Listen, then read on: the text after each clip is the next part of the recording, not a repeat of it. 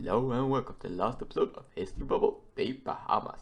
Last episode was a British colonization of the islands, the rampant piracy that followed. By the mid-20th century.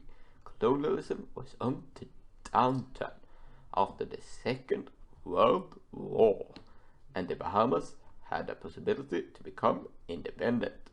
While they held a large degree of autonomy since the 1700s, it wasn't until the 1960s when the British left all but foreign affairs and defense to the Bahamas. During this time, politics also merged, with the two major parties being the Progressive Liberal Party, PLP, who was mainly composed of the Bahamans of African descent, demanding equal rights and powers to others, the United Bahama Party, which consisted of mostly British descendants, who held almost all the power for centuries before. But with more independence, the PLP was able to take power and reforms to increase government control of the economy to favor Bahamas over other nationalities for businesses. They were also moving to full independence by 1973, while almost all groups vied for eventual independence. Others wanted to wait for longer to enact it.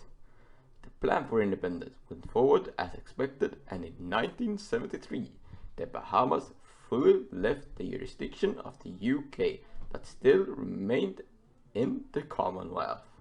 After independence, members in the PLP who wanted to remain British for a longer time and the UBP united to form FNM, Free National Movement, which became the main opposition to PLP.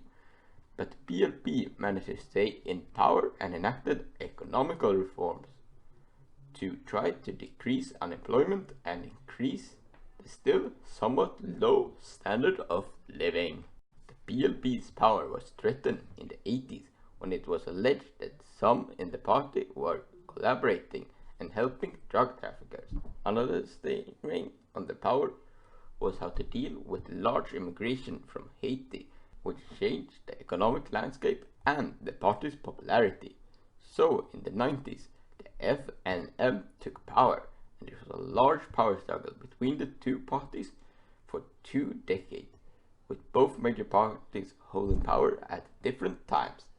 This constant shift of powers was at least partly because of the lack of economic growth in the country during this time, with most measures enacted, while sometimes helping a bit, ultimately being slightly ineffective. To try to counteract this, recent investment by China have been accepted by the PLP, which granted the opposition of FNM victory by encouraging Bahaman self-determinance. But that will be all for today, and hope to see you next time, where we will be leaving the Bahamas and instead exploring the history of Bahrain.